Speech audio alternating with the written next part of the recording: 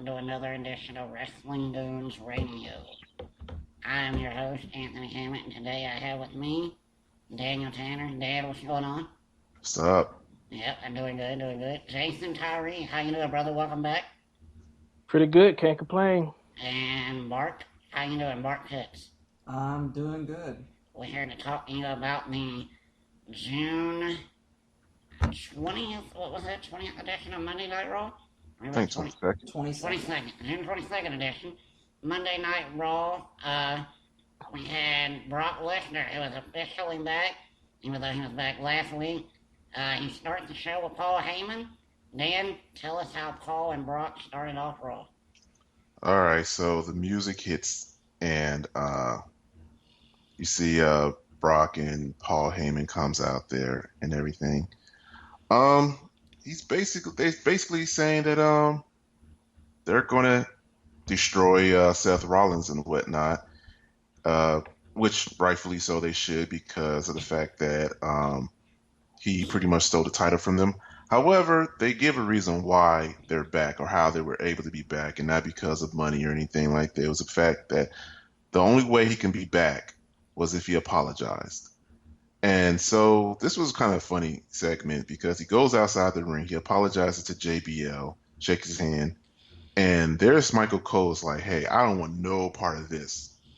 And he goes there, tries to sends his hand, says I'm sorry, gives him the noogie. Pretty funny. They also mentioned how basically having Brock Lesnar be there was beast for business, which was interesting. Yeah, that was pretty much it. Yeah. Alright, I guess I'll go ahead and mention that I thought this was terrible from the simple fact of, like I said, they were supposed to be his official return, and I guess last week was his unofficial return. Whenever I heard JBL make the comment to Michael Cole making fun of him, last time Brock was here, I had surgery, and you were just standing there looking goofy. Did they say Cole had a broken vertebrae and had to have surgery like twice? I mean, that was the story they ran, right? This is just typical WWE.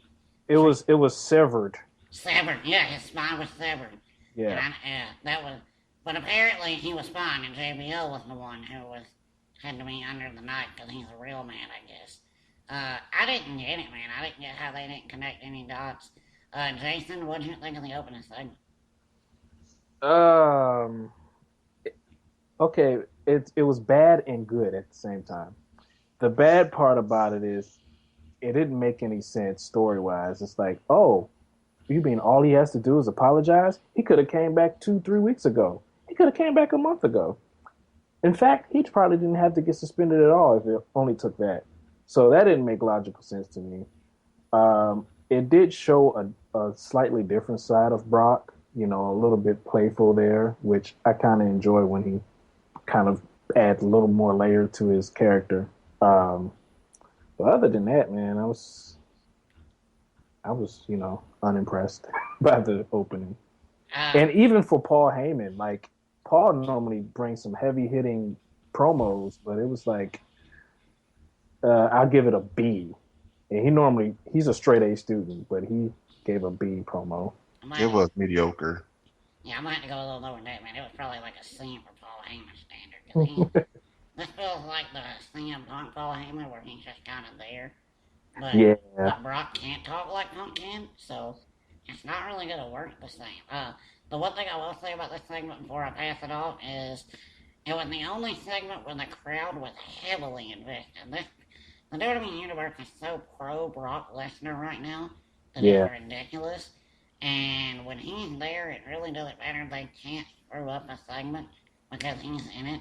Even though he did add somebody else to his injury list, as we'll get into later.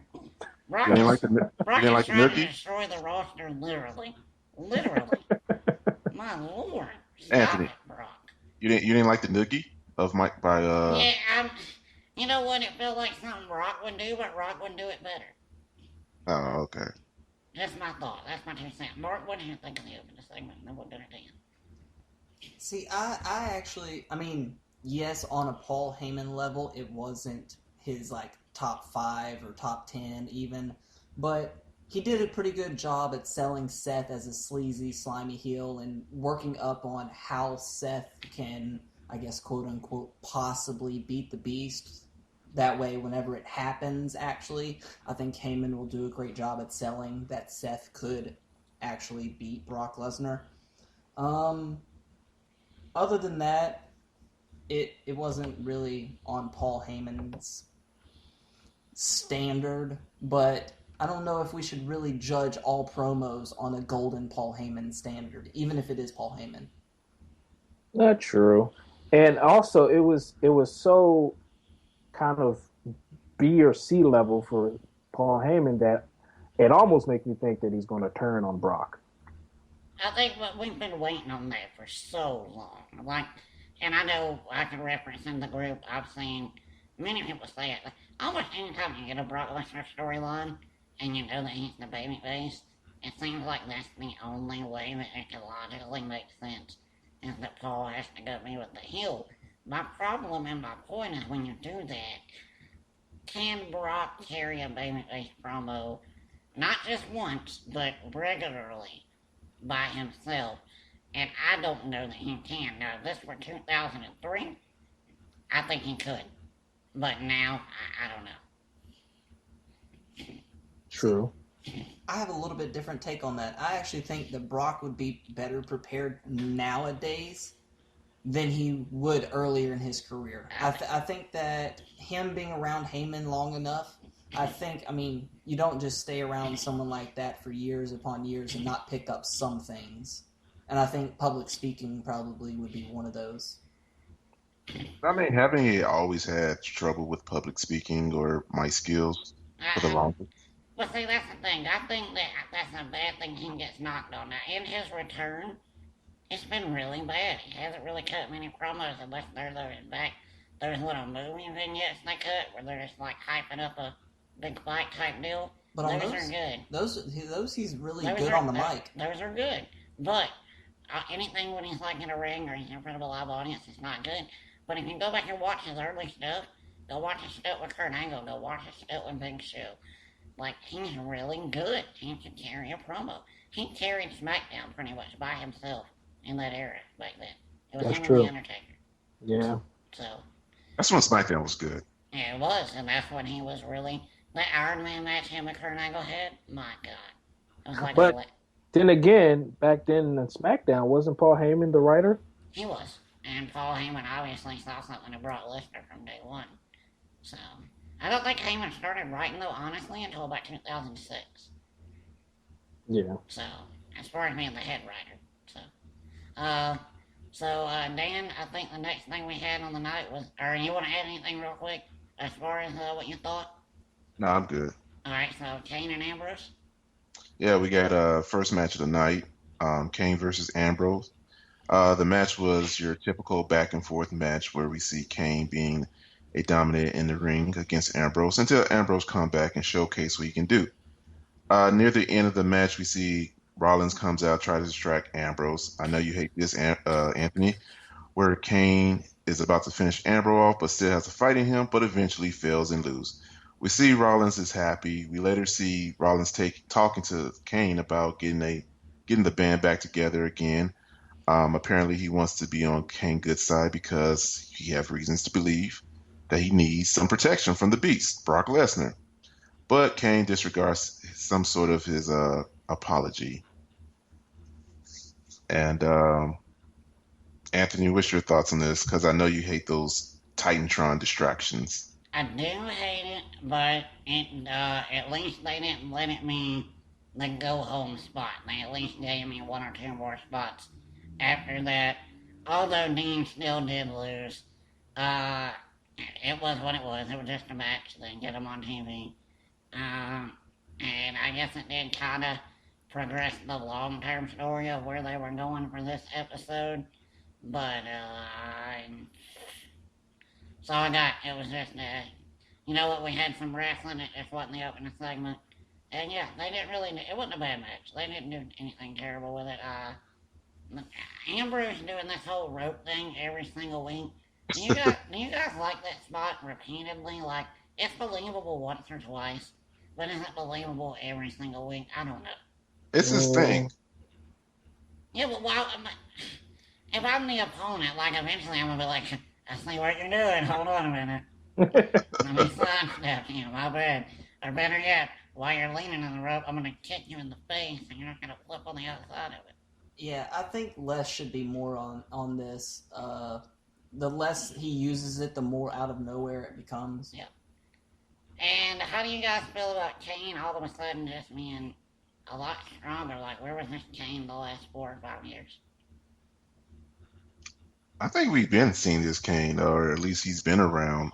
We just haven't taken notice of it because, for whatever reason, Kane's role for the past few years has been great.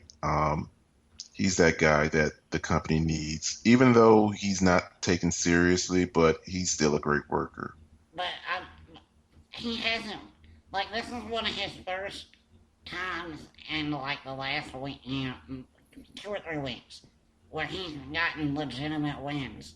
And, like, probably. No, because even when he came back with the mask, and they were like, this is gonna be like Demon Kane, the monster, blah blah. He still lost every feud he was in. Well, maybe his purpose is to help try to put whoever he's facing over. Well, that's what I'm wondering is like, why the change all of a sudden? Like, are they planning something big for Kane? What do you think, Jason? I'm not gonna hold my breath on that. I mean, it was great to see him snap this episode, but I maybe something will develop down the line. But as of right now, I don't see a push happening. I think they're teasing it really hard because they keep everybody from Stephanie to the Authority to Dean Ambrose to anybody that comes in contact with him. They're like, I don't like this guy in the suit. I want the guy that Hellfire and Brimstone. And if they give him that guy, they're gonna do something big with it. Like, I really don't think it'll be in the Jobber role. Who ended Undertaker's streak? His brother that Seth keeps throwing out there. Don't talk about his family. Lesnar. You think Brock Lesnar? So Mark's insinuating, folks, for anybody that can't follow along, that perhaps Kane can be helping out Seth on behalf of the Undertaker and not the Authority. So we'll have to see. I would write that in. It wouldn't be. I don't know if he would come out and say that though. I think he wants to be on the Authority. Gets that. Well, yeah. I mean, I think that could actually, whether if Brock loses the title shot, which I'm thinking that he is, I think that could be Brock's next feud. Kane's like, you ended my family, and all right. Well, then they obviously teased us with another Money in the Bank rerun promo where Roman lost his opportunity to Bray Wyatt, and that led to the second match of the night, which was a tag match between the Primetime Players and the Ascension. Dan, tell us all about the Jobber match. That's what it was. We now officially see that the Ascension are nothing but glorified jobbers because they get the jobber entrance. But we did see in this match was kind of funny was the New Day looking on, eating their little snacks in the back. Primetime Players were looking good in this match with them winning by Darren Young finishing off Victor with the gut check. As we all know, we will see a rematch at Battleground for the tag team titles, which I hope my boys, the Primetime Players, will prevail. No, nobody. Millions of dollars. Yeah, I mean, you know how it feels. So I don't even gotta. Jason, are you a Primetime Player fan? I am a prime. Yes, I am actually. Thank you. All right, so we're 2-2 then. We're split, right? We all know that me and Mark are all about that New Day. P.O.P. Holding it down. Gosh. Here's what I don't understand, okay? And I know you guys are like, oh, New Day, why? They were the most interactive gimmick WWE had. Millions of dollars is not interactive. They don't interact with Primetime Players. So, I still don't understand. Like, I know they have a long-term plan, and New Day is still eating their popcorn and their snacks, so they're gonna do something dirty. I know they are, but I don't understand why they lost the titles. It doesn't make sense to me. Mark, what do you? Yeah, I don't know why they lost the tag team titles. I have a feeling eventually they're going to get them back, to be honest with you. Yeah, well, I have to. Maybe even against primetime players. Because I think once they realize that this title run that PTP's going to have, And garbage. the fans, once New Day steps out of there, you really have no one that you really want to cheer against. And that's what primetime players don't really have. They don't have that audience participation and the backing fully of the audience. Therefore, the only time that they can actually get over is by putting them with New Day, because New Day, apparently, for all of you haters out there, sucks. But they don't. They rock. So they do. I mean, primetime players is just as good, if not better. Really? Because they've been a tag team for how long now? 5 years? And this is the first time they've done anything relevant? So would they get the crowd reaction against Cesaro and Kid? Oh, see, that's not. Hold on. Would they get the crowd reaction from Lucha Dragons? Yeah, actually, I think so. I don't think so. No, sir. We might find out. We're gonna probably see that match. And yeah, I mean, the tag team division has been great, and I don't think that the tag team division is now at a point where you're gonna keep the tag team titles for like 6 months or something. It's gonna be some times where a few tag teams are gonna win and they're gonna lose, and it's gonna be a transitional period. And I think you're right, but I think that's only because Vince McMahon hates tag team wrestling. And I think that when Triple H is the only guy in charge, we're going to see tag team wrestling come back, because I don't know where you're calling this the best division we have, because it's not in good shape, sir. If I were to ask you, name me 5, okay, maybe 10 or whatever, tag teams that were formed 2 years ago, you couldn't name me that many. No, I couldn't. That's why the tag team division is terrible. Well, I think injuries have a lot to do with it. I mean, you have the Usos who are out. Yeah. You have, Cesaro and Tyson. They can't do anything. I don't even think about the Usos anymore. Like, that's how irrelevant they are. I mean, they're going to eventually come back. The Wyatts are hurt as well. The Wyatts. Yeah, the Wyatts are out there. They're out now. Yeah. Yeah, and by the way, they're going the Dudleys. They're not coming back either. So. Darn. They're going that. Yeah, I guess y'all do, and I can see it. I can see why people would like the primetime players. I guess. I think it's more. It's more Tyson O'Neil. Titus O'Neil. Yeah, something's missing though. You know what I mean? Something is missing. And New Day, I'll be honest, if New Day was just a team with Big E and Kofi, they wouldn't be over. If they were just a team with Xavier and Kofi, they wouldn't be over. It takes all 3 of them, but because they have 3, they have that thing that makes them stand out. That's right. So you don't like the fact how primetime players are good on their backstage segments or their little promos? Their backstage promos annoy me. They're stupid. What? Yeah, they're terrible. They're awful. They're hilarious. They go out of their way to make game references, which I don't understand.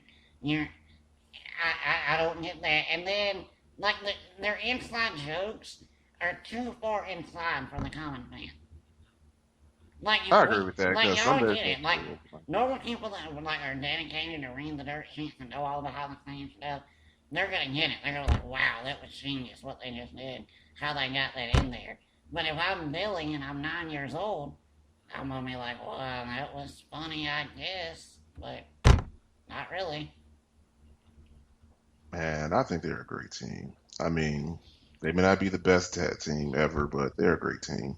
They're definitely not the best tag team ever. We can agree on that. My last question before we move on. Do you think the Ascension is permanently jobbers? I know there's rumors popped up again about the Wyatt family extending the 6, although Eric being hurt now pretty much throws a wrench in that. I don't see that happening, by the way. Do you think the Ascension ever getting to push Mark anywhere? Man, they need to go back to the way they were in NXT. Yeah, getting the dark look. Either that or just go back to NXT and start that whole thing over and just own NXT. Yeah. So you want them to go back to NXT and just repackage or have the same gimmick or what? No, I want them to be who they were in NXT. Before they all got this kind of... See, at some point in NXT halfway through, like they were building them up in this dark tag team that had like the flashing smoke and all that. And about halfway through, they even had them dark when they reformed them. Mm-hmm. Like they were still dark. And about 2 months through, I don't know if it was Dusty or Triple H, one of them said, "All right, we're gonna take y'all team in for 2 weeks. And when you come back, we're gonna give you this loud screaming rock music. And you're not gonna be dark anymore. You're not gonna be from the wastelands." And that's what they are now. See, Just, I didn't even mind that ascension as much as I do this one. Well, this ascension is awful. This one, they, like, I don't know if it was because Vince and he was like, well, we have to cartoonize this rocker gimmick. Because I think that the German, like, rocker type shit could have gotten over. You can't call out the Road Warriors when you can't win in, like, less than 2 minutes. Like, it doesn't work. It really doesn't work when you're adding in the, like, shoulder pads and all that shit, too. By the way, this is just another parody gimmick of, like, 7,000 that they have on the roster right now. The parodies are out of control. Which, by the way, the rumors about Jay Lethal, please stay away. Because you are destined to be Damian Sandow's partner. Do not come to WWE, please. Hey, I got some great ideas for that. No, you don't. He is fine as the Ring of Honor heavyweight champion. Hold on, time out. Before we move on from the tag team discussion, why haven't we seen enough of the Mega Powers? I knew you was going to say that. Why haven't we seen them? I think that pretty much answers itself.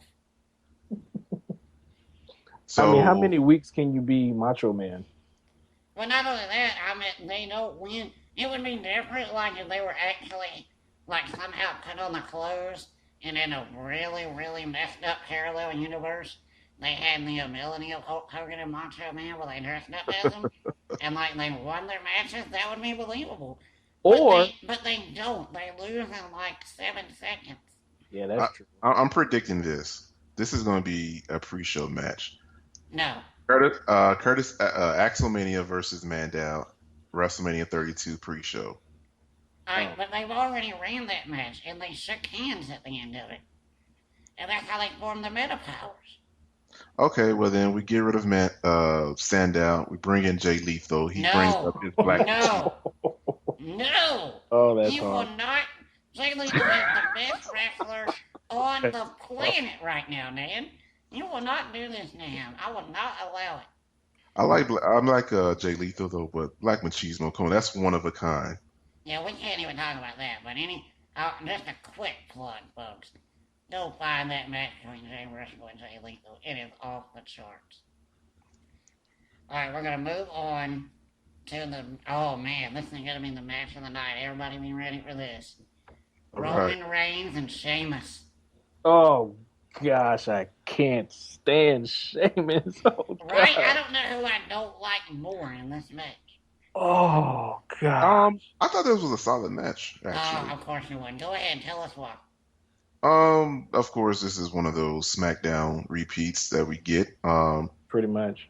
It was the match was like over 15 minutes long. It was a great brawl between two big guys.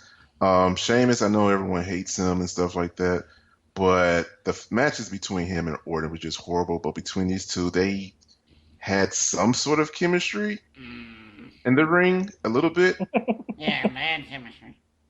I don't know. Of course, Roman Reigns does his little 5 move of doom himself, but he loses due to counter because, of course, guess who? Bray shows up on a Titantron during the match. Oh, wait, another Titantron finish? Are you serious? Oh yeah, oh. yeah. Instead of like getting distracted and getting pinned, this one says, "You know what? Screw this. I'm getting outside the ring and seeing what's going on." But looks to have a tea party and what is believed to be Roman. Let's not make it look like Roman ran away here. Let's go ahead and call it what it is in the PG era of WWE by making it look like they abducted his daughter. Good gracious! It was creepy. When I was looking at sucked. It. You thought it sucked? Yeah, I thought it was awful. Oh gosh, it was god awful. First of all, cringing. I literally felt my skin crawl. I was please don't let them do that. You know why? Because there's like little Jimmy and little Billy sitting there in their John Cena outfits in the front row, and they're there having a good time in a family environment. That could be them. They could be snatched up by creepy Bray Wyatt. That's what they're insinuating. But they never show her because it doesn't happen. It doesn't matter. It's the fact that Yeah. they're leaning it on. Yeah. Well, it's a TV show. You can lead. I mean, how many people are? Have you seen Law and Order? Have you seen Special Victims Unit? I mean, Oh, I have. come on now. Jason, you just had another child. This is number 4, correct? Yeah. Wouldn't you feel a little uncomfortable, like your daughter saying something like that? My son would catch on fast, like, oh no, they have the daughter. What's right. I mean, it wouldn't take much to put 2 and 2 together. Yeah. I don't like it. I think this is awful in the direction they're going with this. And I love Bray Wyatt. And if this were a movie, or even if they put TV-14, like if they went TV-14 with it, I'd be like, you know what? Okay, I guess I can deal with it. But this is not TV-PG. It's not. You can get away with an F word in TV PG, 1 per hour. Yeah, but that's not child abduction. Yeah, you can. Child abduction. Mm-hmm. Well, we knew that we knew this was going to happen, though. Well, it is USA Network. Yeah. So. Yeah, I guess. But here's the thing: we knew this was going to happen. I think I spoke on it like last week that something's going to happen where he's going to either stalk his daughter or kidnap someone or something. We knew this was going to happen, so we shouldn't be too surprised. Did it suck a little bit? Not really, but we got to like wait and see. We got 4 more weeks until Battleground for this story to develop. I'll say this, like for Bray's part of the promo, he's making me believe it. Like I'm like, oh my god, he's really creepy. Like, yeah, you can't say he's not the face of fear anymore, Dan, because I was creeped out, man. I was like, oh my god, this is enough. Jason, do you think he's the face of fear? I can't give it to him yet. Oh my god, I just can't do it yet. Who do you give it to? I think it's vacant right now. Wow. It's vacant until WrestleMania 32. Man, so Vacant has had a couple title reigns in both the UFC and WWE. Now he's the face of fear as well this year. Yeah, Vacant's right now had a great run. Now, one thing about the match that it kind of bothers me because I like for it to make some kind of sense. Who won the match? Sheamus. Well, Sheamus won because Roman got counted out. Well, did they say he was the winner or? Yeah, the referee counted a 10. Oh, okay. Yeah. I didn't catch that. Now, my question to you is, and everybody else, I'll go to Jason first. Is Sheamus going to be one of those that loses his cash over he does, or are we going to see Sheamus be the World Heavyweight Champion before this I year is pray he loses. I pray to the high heavens that he loses that thing in jobber fashion. I can't help but bring this up, guys. How many times on this program in our 1 year of existence have we prayed to God about Sheamus not doing something? Because I have Well, at least we gotta expect it. I have at least 6 times that we legitimately not like you know how like sometimes you're like, oh, I pray that don't happen. No, we've legitimately said, dear God, please do not let Sheamus. I mean, can you imagine him as the champion? No, I can't. That's the problem. I can't.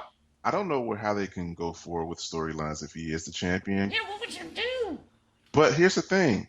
We've been expecting something big to happen from Sheamus since WrestleMania when we thought he was going to be in that ladder match at WrestleMania to when we thought he was going to win the IC title at the Elimination Chamber, and now he won Money in the Bank. So even though we don't want him to be champion, we might as well expect him to be champion. Yeah, well, we didn't want Roman to be champion, and that didn't happen. So Okay, and you know what? We did a public apology to Roman last week. We're sorry because he should be champion. Oh man, we'll never be happy as a WWE fan. Yeah, All right, Dan. Looks like we had some J&J backstage with Seth, and he's still trying to get the band back together. And they walk away, and that is pretty much the end of that. And we're not looking good for Seth right now as far as getting the old family back together and his.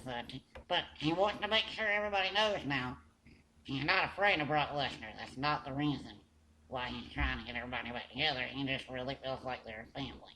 And we all believe that, right? Of course. No. Yeah. Yeah, alright. Fourth match of the night, Dale, we had Neville and Kofi.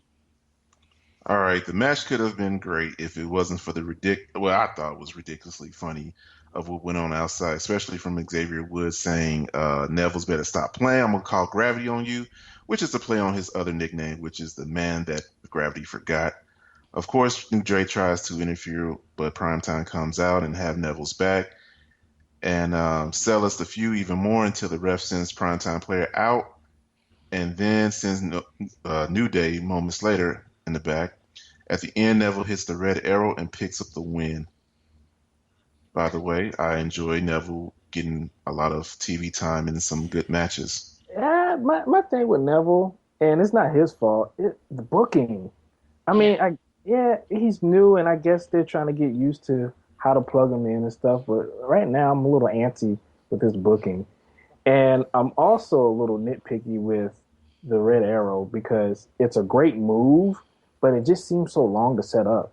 Like the person just had to be comatose for him to actually hit the move, and I'm like, how's that realistic? Well, I like that a little more for the simple fact that once he, if they're got to lay there that long and having to hit it, they're not getting know what he does hit it. Like they're done. Yeah, I was about to say, how long did Macho sit up on the top rope before dropping the elbow? Oh, So, God. Or even like That's Eddie Guerrero doing his frog splash. We can't even. And first off, the Rock with the people's elbow that took over an hour. So that's true. The you can't see me move. yeah, that takes somebody in 10 seconds. I mean, I see a point to it to a degree though. Absolutely. But it's great to watch. It is. I love it. I love it. And I like the one that he does it with the top rope even better because he lands on his feet, and that's every time. That's incredible. But I am actually going to agree with Jason, and it's not the. You can't say that they're making him look weak because he's winning these matches for some reason, in these six-man tag feuds where he has no place in it. I don't. His wins don't matter. You know what I mean? Like they're not going anywhere. Wins and losses don't count, huh? I guess not. They really don't. And that's where you don't want to be. You don't want to be in the middle. Yeah. But I mean, whatever happened to? I thought they were going to book him, or at least have him feud with Bo Dallas. I guess Bo Dallas isn't over enough, unfortunately. Ooh, repeat that again. I guess Bo Dallas isn't over enough, unfortunately. Okay, that's for the record.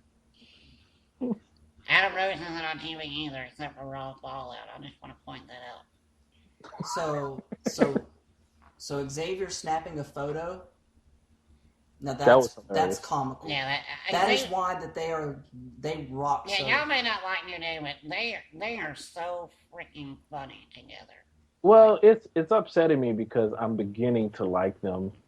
Oh, he's coming around to the POP party. Yeah, he's holding it down. Oh, I don't want to, though. I don't want to. They're so great. And Xavier being the cheerleader every week outside, sometimes I have tears looking at the way he's screaming at people. It is hilarious. Oh, man. Well, I have a question. Yeah. At first I'm thinking maybe it's horrible booking for Neville, but do you think that they're trying to set Neville up for a tag team partner because he's always in tag team matches? Yeah, I think that maybe they're waiting on one of these call-ups, man. I just think that they're going to have him and Kofi in a feud, to be honest with you. I think that that's where they're trying to lead it to. I can definitely see them bringing when Sammy comes up. I can see Sammy and Neville being a team for sure. Yeah, that would be nice, though. That's going to be a long time. Not really. Sammy's pretty close. Well, Sammy has a year off. Oh, yeah. The rest of this year off. Yeah, well, he can come back. Yeah, he'll be back at the Rumble, though. Yeah. And Neville's going to be floating until then. I mean, we're already through half the year already, which is crazy. But... Yeah, that's true. Here's a question. Yep. It annoys me with these crazy names. Anybody have a problem with the man that Grady forgot, the new sensation, up 10,000 nicknames? Nope. Neville? No, I know. I don't mind it. They're monikers. It's okay. Yeah, it's something to put on t-shirts, and it makes them seem more super. Sensational. Maybe it's just me.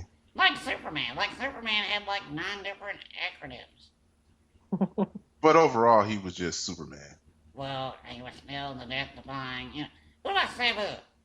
The homicidal, suicidal, death-defying Sabu.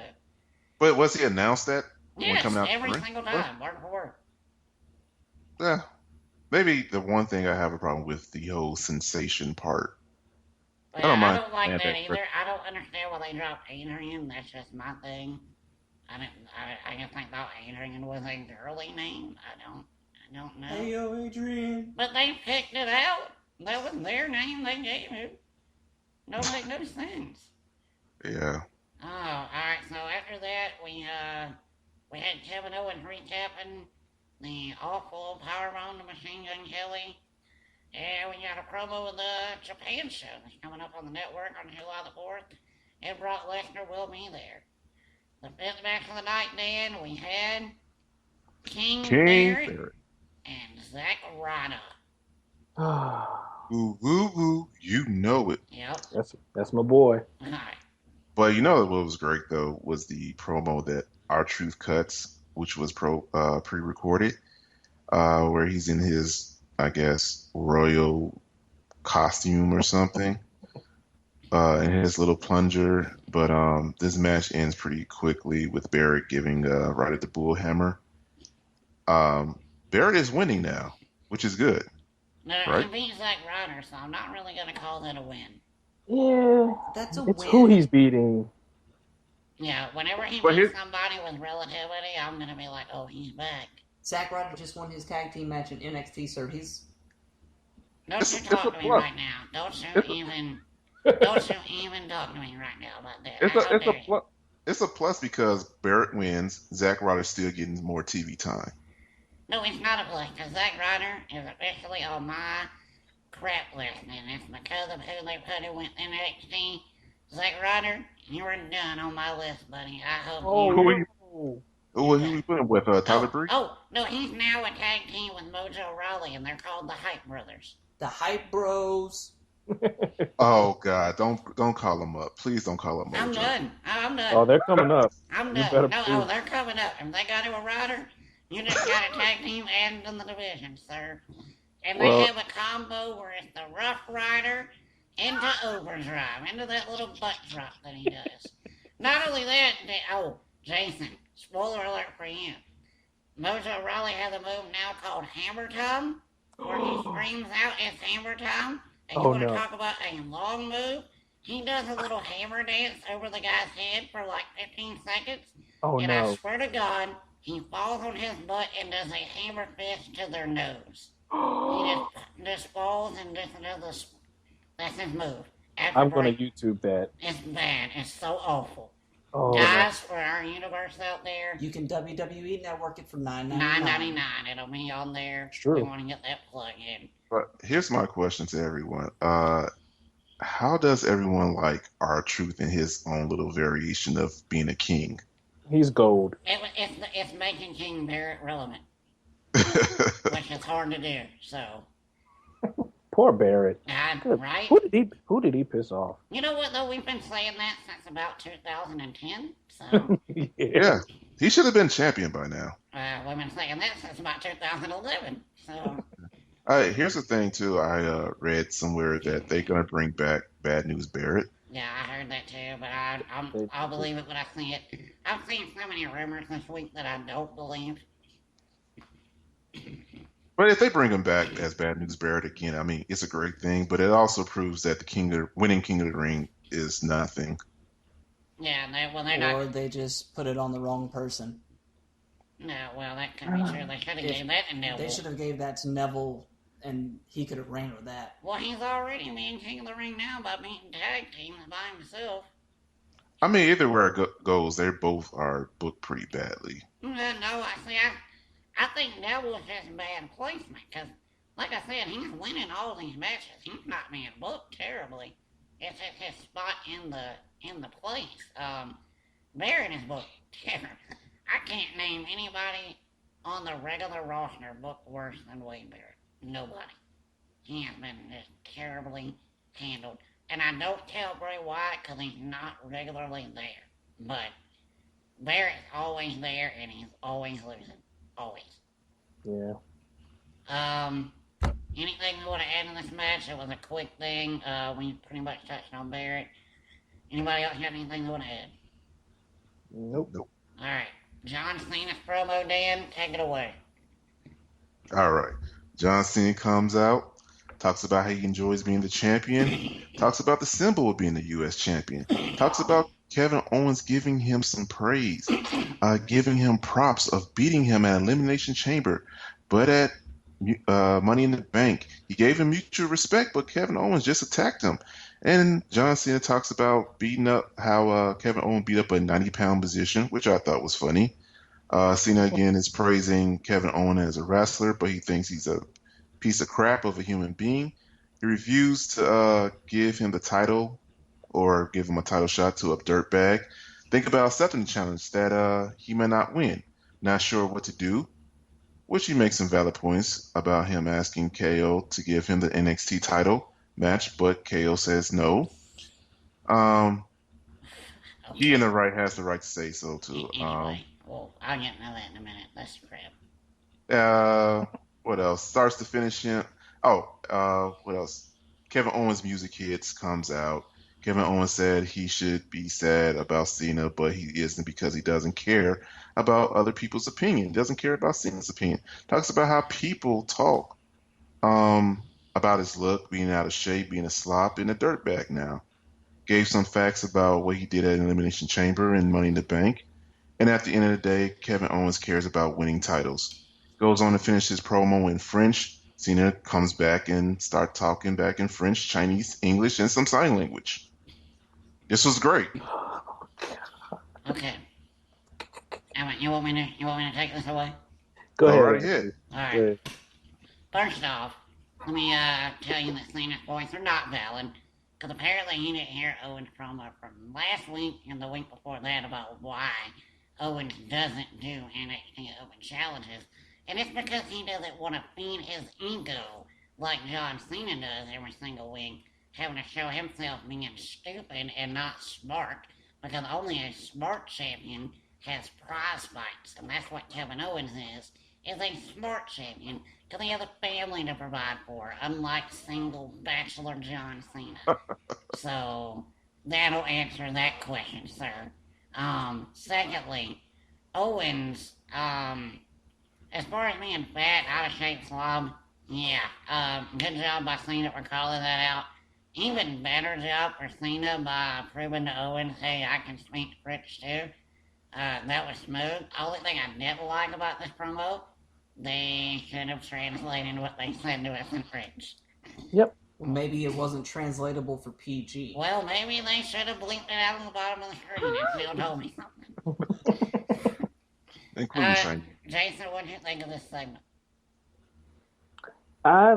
For the life of me, I know Kevin Owens can do a great promo, but I don't know why he keeps getting beat in promos by John Cena.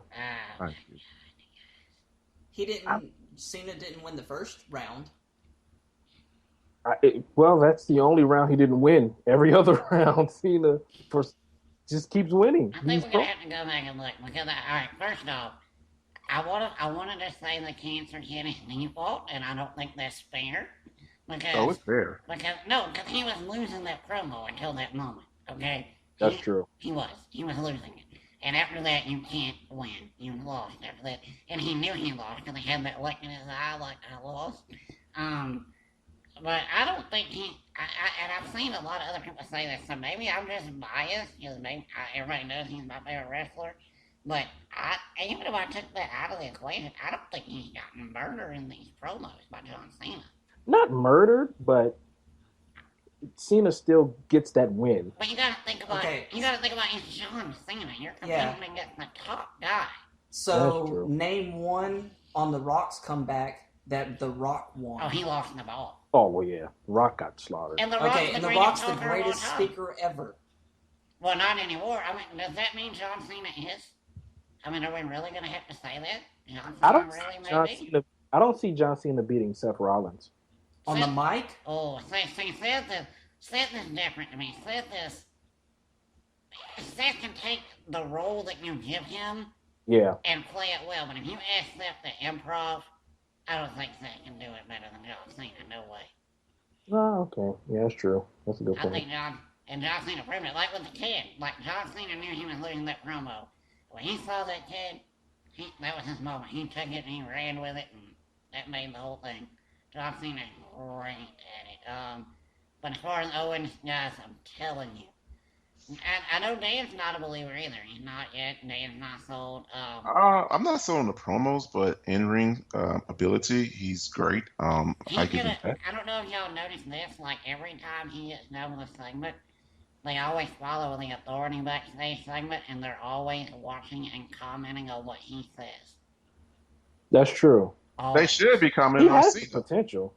Yeah, he does. Yeah, but they're making it a point, like that's foreshadowing, where they got big plans for Kevin Owens. Like I don't know if it's gonna be in the Authority, but he's gonna be the main heel. Like Seth is gonna turn eventually, and when he does, there's only gonna be one top heel for a long time. I told you my plan a long time ago. Seth, Sheamus, Triple H versus The Shield.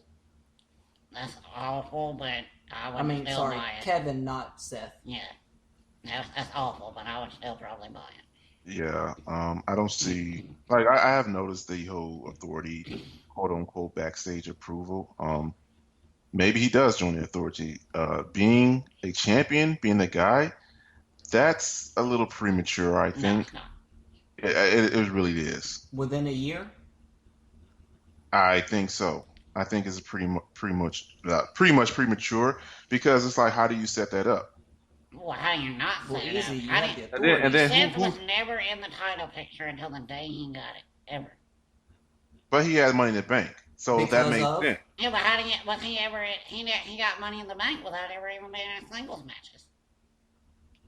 I'm saying for storyline purposes, it made sense that he would be champion because he had Money in the Bank.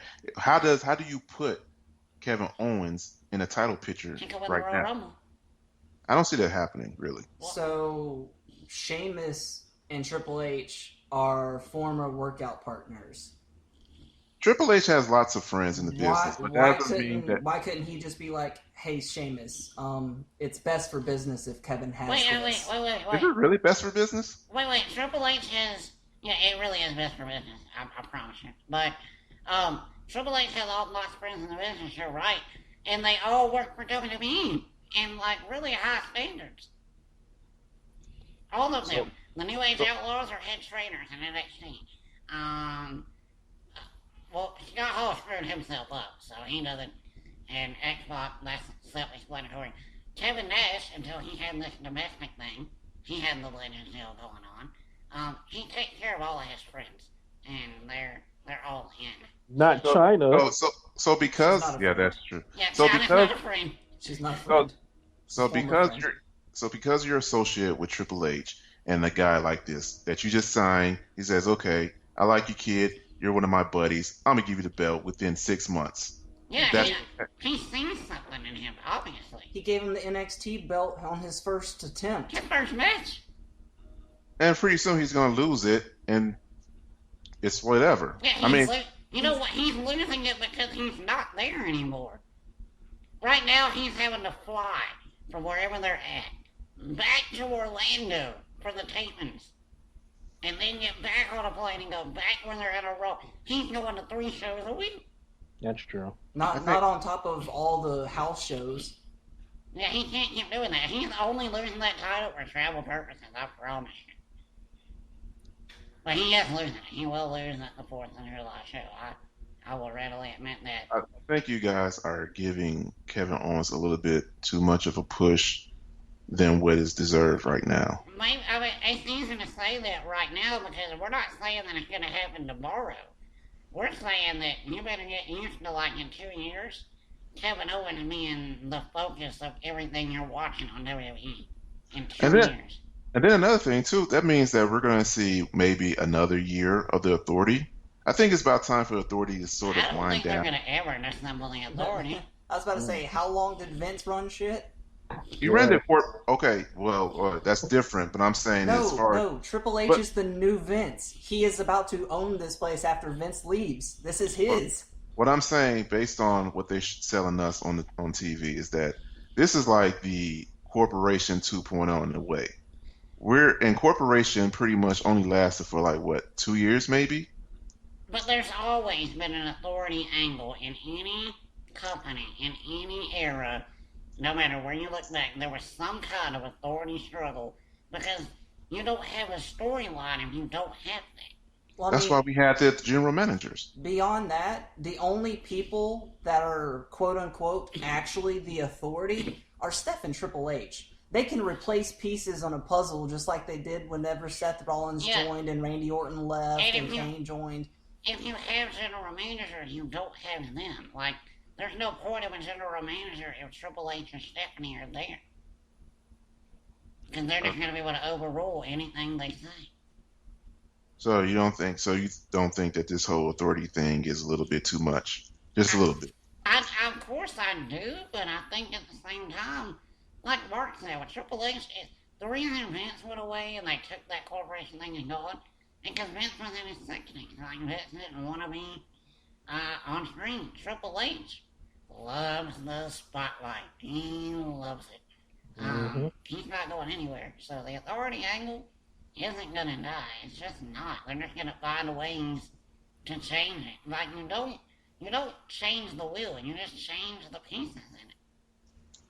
I think Triple H or Stephanie could work well behind the scenes at times because if you continue on feeding us the same thing, it can be a little bit too much. They don't feed you the same thing. They Yeah. made Daniel Bryan. They've made Dean Ambrose. They've No, made I'm not Roman saying Reigns. that. I'm saying about for them specifically because how many times like now I can give credit that we're not getting authority Well, first segment promo. think about how many pieces in the authority have changed in and out. Like we haven't gotten the same authority. Like every 2 or 3 months, they swap it, they change the story. Yeah, they're about to change it up now. Yeah. Exactly. How? They're about to swap it again. Seth's about to go out. But what I'm saying is you're saying we could have general managers, and what I'm saying is without that general manager being just as heel as Stephanie or Triple H, because you can't have a face one. A face one doesn't work. How are you going to tell a great story? Like, how are you going to tell a 3 hour story every single week? Because you need that I'm the boss and I'm holding you down thing, or else you don't have a story. So they can't do that behind the scenes, or at least have someone be a representative to do that. They could have somebody speak for them, but then that's insulting the fans who know that they're not invisible. Well, yeah. I mean, 'cause, they've been doing it for years, so why not? Because that was in an era when the fans didn't have access to all this information. All right, when was the last time we had a general manager on Raw or SmackDown? Vicky. Yep. How long ago was that? No, A year Brad Maddox. ago. Hey, how dare you, sir? You're I was about to say, disrespecting you Brad didn't see her and Stephanie's little thing last year? Yeah. Yes, I remember that. All right, so so you're it was telling a me year. people are going to forget or don't have access to know that hey, Vicky is not really total in control of the company, or They knew then. They knew then because Stephanie fired her for no reason. And then Brad Maddox was fired. but did not those general manager work for a while? No, she worked didn't work. for Steph and Triple H, and whenever she disobeyed Steph and Triple H, she got fired for it. The only reason it worked is because it drew heat on, oh, you're going to get in trouble when the boss comes back. That's the angle they ran with the general managers. They always And in a sense, I mean, Kane is kind of that yeah. Fox general manager. Kane's the general manager, whatever the authority's not there. You're absolutely right. The He director doesn't of need to have a operations. that's a bullcrap title right there for real. Exactly, but so is general manager. It's just a role. You're just playing a role. And the role had meaning to it at the time when they had wrote it as. How is it any different than Kane's role now? He makes the matches on the When- screen. He makes Seth lay down. He made who's lay down? He made Seth Rollins lay down. No, Seth made him lay down. Sir. That was the week after. Oh. So I'm I'm the only one who's against the whole authority thing, I guess you are. Yes. and I'm the only one that enjoys the whole general manager. Yes. Okay. Yeah. Yeah. All right. That's not best for you oughta, business. Dan, Well, aren't you know what? used to It's so being funny.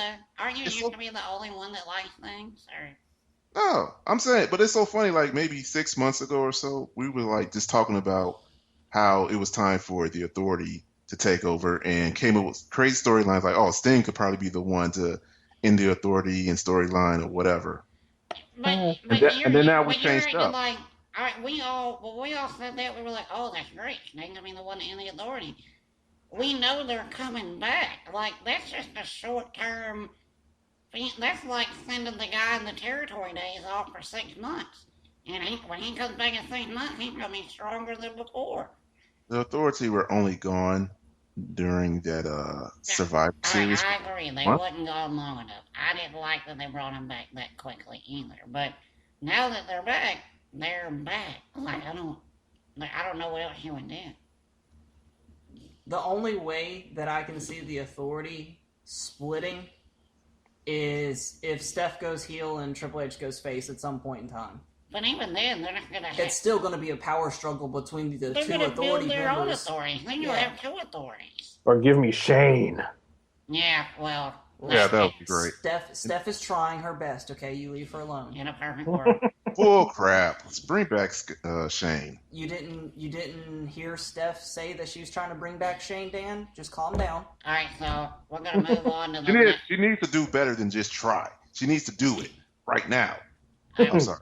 I'm sorry. I feel you, man. I feel you. We won't Shane back. We're gonna move on to the backstage segment they had of Steph and Shane. Steph and Triple H. This is another time. Yeah, I just said Shane right up the head. Once again, they acknowledge Kevin Owens, just like I said they did earlier. And Seth is always around when they acknowledge Kevin, which makes it even a little more awkward. Seth is talking to them about wanting to be a happy family again. And Steph suggests that he needs to apologize. Triple H is giving him mentor advice about going out there and apologizing because that's what's best for business. They know that he is afraid of Brock. Anything anybody want to add about this segment? Nope. I'm still slightly confused because I don't know if. I mean, it seems as if Brock is becoming the face. Yeah. And it seems as if at any given moment, the Authority is going to back Brock instead of Seth. But does that make the Authority a face if that happens? Or some pieces I need to connect. And I'm sure it's going to connect in the weeks coming. So I'll touch on what you said by saying that I'm totally lost because I know you I kind of get the feeling you do that they're obviously going to try to eventually lead to Seth being the good guy. But after everything that's went down and the direction that I see it heading, I just don't see how you can get to that point, man. Like, I don't see any way that you can make Seth be the sympathetic figure. It doesn't. yeah.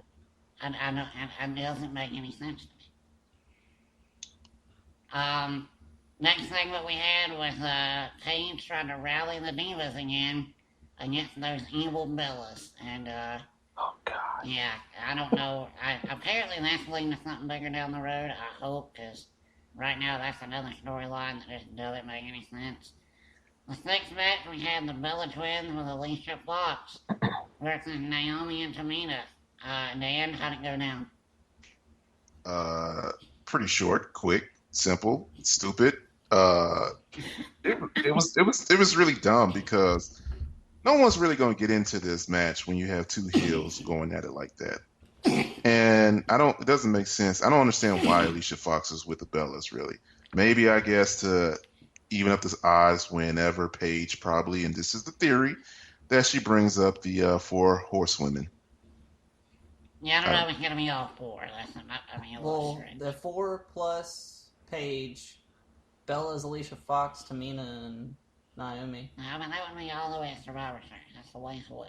Right? So, I wouldn't mind saying that. I would. I wouldn't mind it either. Obviously, because that's the Divas division needs it desperately, seeing how every diva in NXT is better than every diva on the main roster. So, That's true. As far as the match itself, I agree with you. It didn't really make much sense psychologically or psychology-wise. Mm-hmm. I think. Oh, go ahead. Sorry. Yeah, it felt like that Naomi and Tamina were working face tonight. That's what it felt like. They were like, we know the Bellas and the bad guys, so y'all gonna be the good guy team tonight. They don't continue Diva storylines enough. They go week to week. They don't. You're right. That's what I was gonna say. Because especially with Alicia Fox, I think she is probably the most flexible used diva, and none of her stories make sense. One minute she's crazy and she's a heel, then she's friends and stuff with the Bellas. I don't know what they're doing with her. However, I do think, well, I do like the fact that the divas are being used a little bit more. Maybe not in matches, but in some sort of segment. Because you have here Alicia Fox, Bella, Naomi, Tamina. You see Summer Rae later on the show. You see Menendez later on. And so they're trying to like spread them out a little bit, use them for different things. I'll agree with that. Natty was used as well with Tyson and Cesaro. Yeah, they are getting a lot of airtime, for sure. So, but I agree with actually what Jason said about Alicia Fox. She's a diva that can easily carry her own weight, and put her with the Bellas is just almost an insult to her character for me. She's a former champion. And they just totally downgrade her. And when they do give her a role on camera, like when they give her that crazy role, she knocks it out of the park better than AJ does, as far as being crazy. Yeah. I didn't like the crazy road, really. Wow. See, she was more of a psycho crazy. That's the good time. AJ's more of a like she's smart sociopath crazy. Yeah. But I like that kind of crazy that Alicia is. It's good for wrestling. Oh, okay. I was about to say, I thought you said you liked that. I mean, that's good for wrestling, though. That's a good wrestling character. But, whatever. They like bland, good-looking women, I guess, so. Whatever. Next match we had, this was actually okay. Ryback and Mark Henry. Big Show was on commentary, Dan. All right, we got the slow match for two big guys, Ryback. Though showing some good skills in the ring, or at least he's being made to look strong. WWE is making Ryback look strong now. Big Show over there on the ring, on the side, trying to rally Henry to get him some momentum because Ryback is giving it to him. And he makes a short comeback, but ultimately lose to Ryback. Big Show comes to the ring, tells Mark Henry he almost had him, asks him what happened. Henry pushes the Big Show, and I thought he was going to lay Mark Henry up, but he didn't. We see Ryback being interviewed by JoJo, making a joke about the big splash because, Ryback's a high flyer now. And talks about his triple threat match, and Big Show interrupts and threatens to expose him, and Ryback just knocks him out, and that's pretty much it. Let me explain to you my biggest problem with this match, and it was the fact that JBL and Cole and the third Byron Saxon, I guess, whoever, putting over Ryback's splash as like the most incredible move they've ever seen. Like, that bothered me. Michael Cole pretty much went all over himself. That's what happened. He said, "Do you see that? Oh my God! Ryback went up top. Oh, the force he came down with. Shut up. It was a splash. Oh, that was terrible." Can you imagine him doing a shooting stars press? You know why he did that splash? Because he couldn't get Mark Henry up with the shell shot. That's why he did it. Yep. Exactly. I want to see some more high flying moves. From Ryback? Yeah. All right, if you're not 400 pounds, Ryback's gonna kill you when he does that. He could.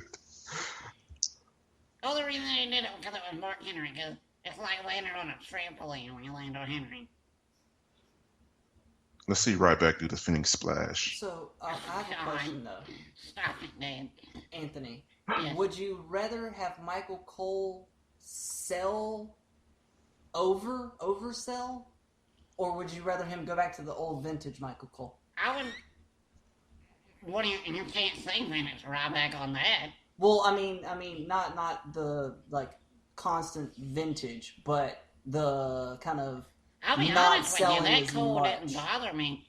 This Cole bothers me a lot more. Like, I've noticed that Tom Phillips follows in his footsteps too, so apparently this is just how Vince formats his announcers. But the thing Cole does the most that annoys me is whenever you're reading a recap of last week's promo, I don't need to know every word in the promo. Like, you don't have to tell me word for word what Kevin Owens said. I saw it.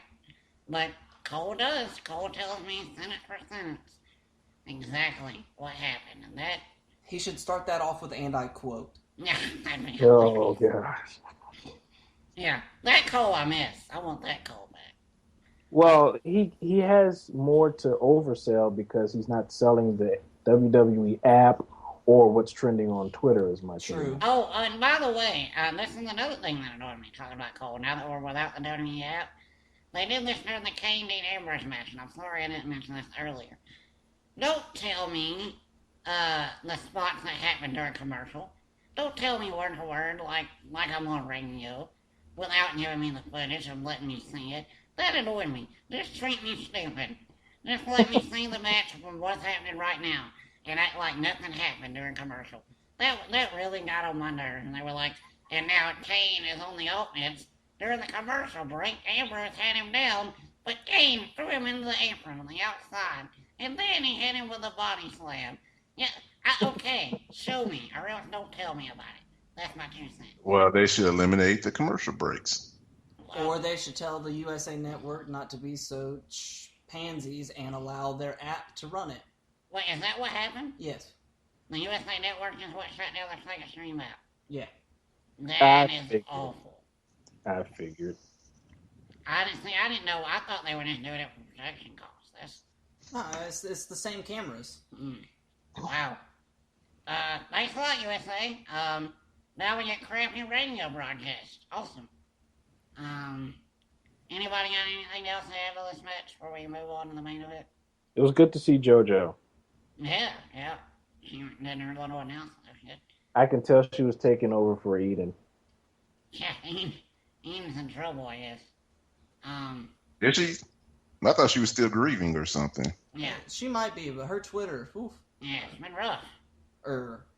Yeah, that and Instagram. Yeah, she wasn't What too was that happy all with about? fans. She wasn't too happy with fans. Oh. Yeah, people have been agitating her a lot lately, so maybe we'll get a heel announcer. That'd be pretty cool. Why don't we get what's her name? The chick that dates Dean Ambrose. She's there, Renee Young. Yeah, Yeah, she's always her. there. Yeah, she does. She's like their go-to person for everything, Yeah. especially on the network. So, Okay. we will get Ziggler and Sheamus on SmackDown, which we had later on. We'll talk to you about that on the weekend show. Raw's main event this week, the match we had, the last match of the night, there was an actual match, was Ziggler with Lana versus Dan's man, Adam Rose, with Rosa Mendez. The actual beginning part of this, Dan, entertained me. I won't even lie, so go ahead and take over. So, my boy, Oh, God. Adam Rose, Oh. main event Raw. Oh my gosh. Gives his promo talking about love, real love, Wait, this no, and time that. out. Let's not lie to our audience. It wasn't the main event, okay? There was another segment after this. So But it wasn't a match, so this was like technically the main event. no, the main event is definitely the last segment. But go ahead. The main So- match. So this was quote The last unquote. match is what it was. That's all it was. the- Go ahead. it was the match of the night. No, All it right. wasn't. No, it wasn't. Go ahead. So he gives his promo talking about love and this and that. And him and Rosa Mendez make out. I don't know what his gimmick is yet, but I think I might like it. But anyways, the match starts and lasts for like a few minutes with Dolph Ziggler picking up the win. We see Rusev backstage looking on in disgust with him throwing his crutches, forgetting that he even has a hurt foot, falls to the ground, and we see Summer Rae, which from the side, she was looking hot until we see her whole face, and it was like, ew. Seriously, Summer Rae is not, I don't know, she's like the funny looking chick on the roster, Exactly. and put on the side, I was like, who is this chick? She looked hot. And I was like, oh, Summer Rae. Never mind. She reminds me of Gonzo from the Muppets. Oh my god! She really does. But she basically tells Rusev he deserves better. So, Did anybody like this match where Adam Rose main events? of course we didn't, Dan. Why would we like this match? All right, do you like his new gimmick? I actually do. Like, I like it a lot better than the last one. I like it, It's but not gonna go anywhere, but I yeah. like it. I don't like the timing of the change because it was right after I saw the behind the scenes of his life and his kid and his family, and then it's like the next night he goes into this new character where he's just tonguing down Mendez. I'm like, okay. Yeah, that's kind of disturbing. So it's like I can't separate the two, even though I should, because I understand it's entertainment. But it's like, yeah, I'm But tell you hey, at the same time, that the entourage is going a little party express, so I'm not complaining. that's true. That's true. I thought it was kind of unnatural to see Adam Rose and Rosa Mendez kiss. I was thinking like, oh my gosh, what's Adam Rose wife gonna think at home? Well, apparently you haven't watched the Raw Fallout for the last month, because Adam Rose has been on that every single week with Rosa. He isn't on Raw, but he's on the Fallout show. Sharing lollipops and shit. Weird. But here's the thing: Adam Rose really need to work on his promos because it seems so weird. Maybe just a backstage thing, but why does it seem like when he does a promo backstage, he's looking at a script? He doesn't look natural. Well, Yeah, because true. he's not a natural character. That's true too. I mean, that's I my don't 2 know. cents on it. It's just he's It's a lot always looking. easier for somebody like Kevin Owens or somebody like Seth Rollins to cut a promo because they're just being who they are with alteration to their personality. This guy's got to be a character that WWE made up. Mm-hmm. Kind of hard. I'm not gonna Kind of comment on hard that. to take somebody else's vision and make it work. Oh, So, how does everyone feel about Rusev possibly getting a new girlfriend in Summer Rae? I like it, but were you insinuating earlier that maybe Rusev is not really hurt, sir? No, he's acting like he didn't have a foot injury, throwing his crutches around until Well, he I fell mean, back. He was hobbling around. He was upset. He's a man. He had anger overcome him, sir. That's what happened. Adrenaline kicks in and you can do anything. Ask those moms who throw cars. When that adrenaline kicked off, though, he fell on his butt. That was it. I'm loving Rusev, man. You want to talk about bad timing? Rusev's injury couldn't have happened at a worse time for his career. but I like the way he's being utilized with his injury. It's Me kind of too. like I wish I saw Daniel Bryan do some more backstage segments, or whoever else is injured do more backstage segments. I agree partially, except for with Daniel Bryan. He's one of those guys that doesn't need visual to be exposed. Like, he's already as much as he can get. But somebody like Rusev, this is helping Rusev get over more, and he needs to get over more. So, That and it's helping Rusev build up a character. Daniel Bryan already has a character. yeah, Daniel Bryan is over. Daniel Bryan can't be more over than he is. So, which is even more sad that we're not going to probably see him again. So, that hurts. Because he's gonna retire. He's Daniel not Bryan's gonna gonna retire. freaking retire. He's always gonna be around doing something. Dadgummit. He's that tough enough right now. Oh yeah, tough enough. So, So, will we see a Summer Rae versus Lana match? yeah, it'll happen. I bet that'll be her first match. That's I probably hope why it they're doesn't. bringing her in the picture, actually. Good I point. really hope it doesn't. Well, I mean, Lana's got to wrestle at some point. What else are you gonna do with her? No, not now. What else are you gonna do with her? Continue being a valet. For Dolph Ziggler? Oh, She can go back to Rusev. She can't go back to Rusev. That's horrible storytelling, Dan. No, it's great storytelling. And let me tell you how I will write Oh this. no. Okay. So, Rusev being a stalker, sort of verbally abusive ex-boyfriend. Oh, by the way, Go- another disturbing non-PG angle they're running. Yeah, true. which is great. So yeah, something happens where I guess Dolph Ziggler loses one too many matches or something, and then even though he treats her like a crap, Lana being that sort of, even though you're being abused, you always go back to that abusive sort of boyfriend sort of angle. No one's with me on that. Yeah, you must not follow her on Twitter. She is a very strong-willed woman, and I have seriously doubt that she will play that role. Well, here's my problem with playing any role. You still see pictures of them together out in public all the time. They're not divorced, and they're a happy couple. Well, yeah, but I mean, on TV, But she's trying to build herself up as her own brand. okay, but at that point, you don't have pictures anymore of y'all out together. Like, why are they still going up? What do you mean? There's still pictures of them together out in public. Like Not on her pictures in the Instagram gym. and stuff. I mean, someone else may take pictures, Exactly. but not on Like her there actual. shouldn't be any out. Like there should not be. How are you going to stop But they're a 500 couple. million people from taking photos of you out in public? Wait, hold on. Say what? They're a couple. Yeah, you didn't know that? I mean, I know that, but I'm saying, what's wrong with taking pictures of a couple? Because in the storyline, they're not a couple. In the But- storyline of Lana's Twitter, Lana's Instagram, all that, she doesn't have photos with him. Okay.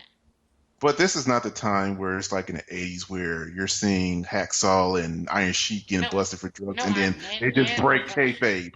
I get that, but for the storyline purposes, it needs to be. Like, you need to keep it as close to that as possible. But see, if the internet was around back then, fans would have snapped photos of all that, and they would have posted They them. probably would have.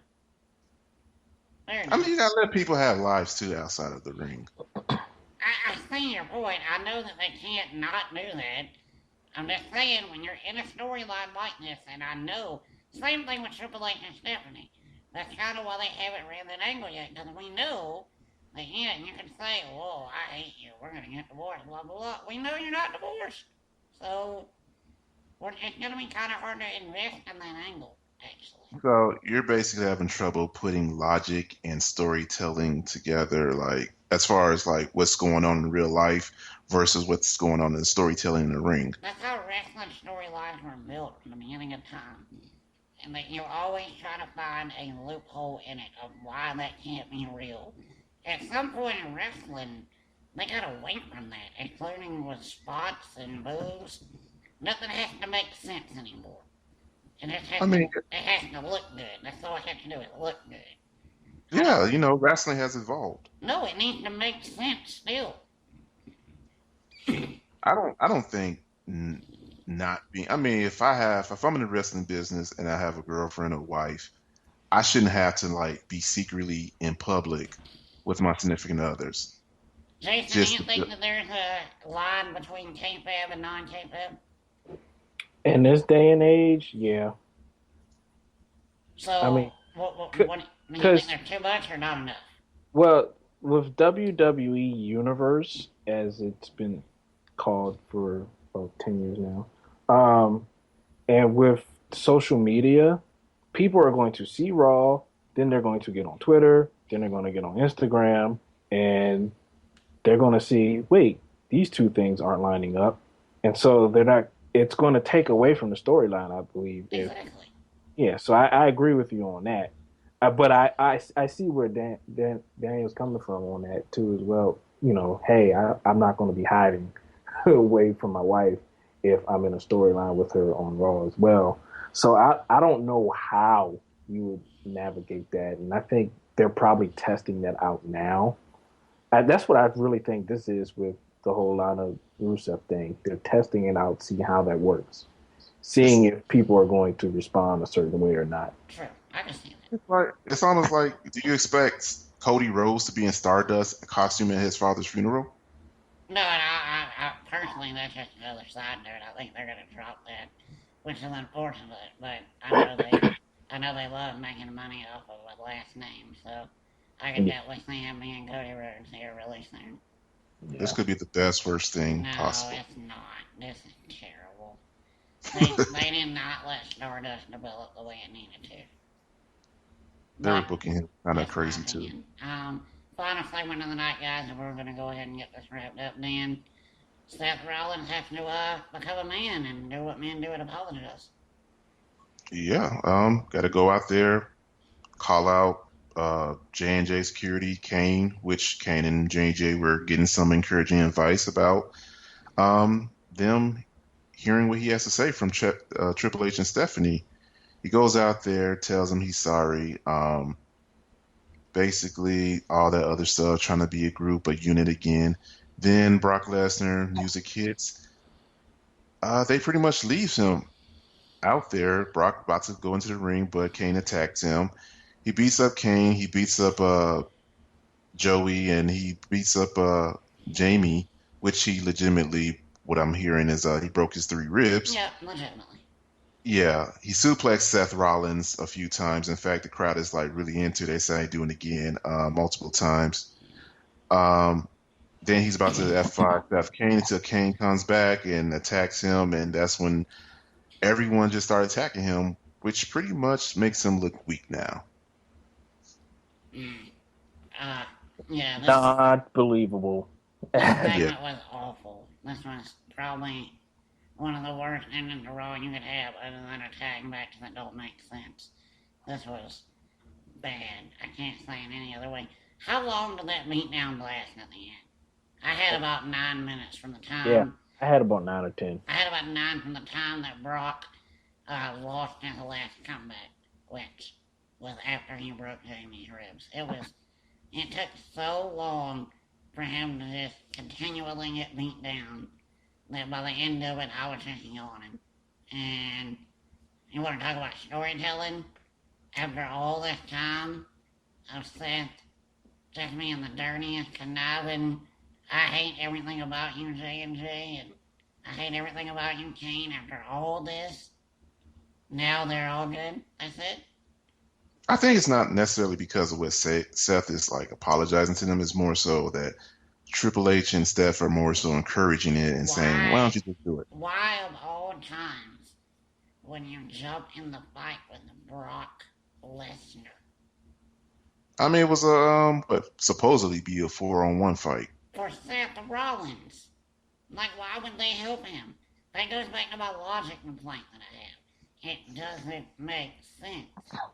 What doesn't make sense to me is making Brock Lesnar that super face now. Why? The crowd loves him. They told him to turn him face. Suplex City. Because it makes all right. So all right, the crowd may love him though, but we all know once you get a face turn like that, you're gonna get beat up pretty bad like that. Okay. And so when you get beat up bad like that, it makes you look kind of weak. It kind of diminishes your outlook. And to me, it just doesn't sell that match. I don't think it does when it's 4-on-1. John Cena What is got Brock beat down by Lesnar? the Nexus 5-on-1 every single week. And What is Brock Lesnar? Huh? It's Brock Lesnar though. Yeah, and it's John Cena. What is the difference? But The you know difference what? is I think the X factor is still Paul Heyman because yeah, Brock looks weak, but Paul Heyman can still make him look strong. You guys noticed that Paul was watching the entire time? Yeah. Paul's not a fighter. Paul's an advocate. But Paul was watching without a change of expression. Yeah, He was just watching. I did notice that. I noticed it here like the whole time. That was one thing I picked up on quick. And Paul sells. Yeah, he does. Yeah, like normally Paul would be distraught, like, leaving my client alone, but he was just watching. So It's funny too, looking at Seth. He looked like he wanted to do the curb stomp so bad. yeah, he did. Oh. Well, he did do that one off the top. Yeah. It wasn't exactly a that curb was horrible. stomp, but That was horrible. it was terrible. It was. Brock thought it pretty bad too. Brock was having the hardest time trying to sell Jamie attacking him. Like I know he was trying to make it look good, but boy, it was bad. Seth did sell one of those suplexes though. Yeah. Seth had to sell a lot of them. The first one he landed on his neck. I thought he done broken. I was like, oh, there goes another injury right there. Now we're gonna take out Seth. Brock's really gotta stop being so careless. And I know. I mean, you can't help it. I know it, but he's gonna have to. You know what I mean? Like that can only be an excuse for so long. Cause this is the second guy now, and in a matter of 2 weeks that he's put out. Who was the first? Oh no, never mind. That was Joe. Yeah, I was about to say that wasn't Brock. Samoa Joe needs to be blacklisted. Maybe they need to let Samoa Joe and Brock have a match. They can put each other Samoa Joe, Ryback, and Brock. Then the injury match. Let's all put each other out. Oh, Hey, man. does anyone think Brock and Seth could put on a good match together? Yeah, I do. Yeah. Yeah. Yeah, I think so too. Just making sure. Seth could wrestle a broom and it would look good. So. Yeah. He's that good. I'm really not worried about that. So. Jason, what would you grade Raw tonight? I give it a C minus. You got any final thoughts to go with that C minus? I do have a final thought that I didn't say, but I'm a conspiracy theorist, and I think the whole term "get the band back together," I think that is Shield related. I think he's dropping little seeds, little hints of getting the Shield back together. Again, that would take a long time to connect the dots. And I don't see the logic, but hey, why does WWE need any logic? They don't. So. Yeah, that's true. When I hear "get the band together," I think of NWO. See, I think of DX, so I don't know. We're all thinking of different things. Mark, final thoughts and grade Raw. I give Raw a C plus. Or just a plain C. A couple of the segments they're saving grace, to be honest, and surprisingly, my final thoughts of the night are going to be that the Beast is best for business, but he's not winning the championship. Wow. I kind of agree, actually. All right, Dan, final thoughts and grade Raw. I'm grading Raw C plus. Raw could have had a solid maybe B minus if it wasn't for that ending that made Brock Lesnar look super weak. But my final thought is that I'm happy that Adam Rose got a main event spot on Raw. Oh, it wasn't main event. Stop calling it main Yeah. event. I'm happy. I want to say that Kevin Owens, I have nothing against Kevin Owens. I think he's a great fighter in the ring, but I would like for him to have one promo battle with Cena where he wins it, or at least comes close to winning it, because Cena's been like really, really tearing him. And I want everyone who's now trying to give up on Bray Wyatt. At first, I gave up on Bray Wyatt, but I'm giving him a chance to let the storyline develop. It has potential. Alright. Well, I'm gonna grade Raw a C. It was awful. This is one of the worst Raws I've had in a while. The opening segment was pointless with Heyman and Lesnar. The last segment was pointless with Lesnar. So pretty much every segment with Lesnar became pointless. The crowd was invested in Brock, which made it even more of a shame. The rest of the show just felt like filler, except for that John Cena Owens thing. Right now you got two storylines that matter, and everything else is just kind of floating. So, that's kind of disturbing. My final thought, I'm really hoping that, I'm making a note of everybody that is counting on the Kevin Owens and saying that Owens can't carry the top ball, because when he does, I will be reminding you of it, each and every one of you, individually. So, look forward to that. We'll be with you again for our YouTube-only audience on Saturday. We want to thank Phil and everybody over at Max Sports for having us on today, and look forward to being with you again next week. You can follow us on Twitter at Goons Radio. We're on Facebook at The Wrestling Goons Radio, and at YouTube at youtube.com/Wrestling Goons Radio. For Dan, for Jason, for Mark, and for myself.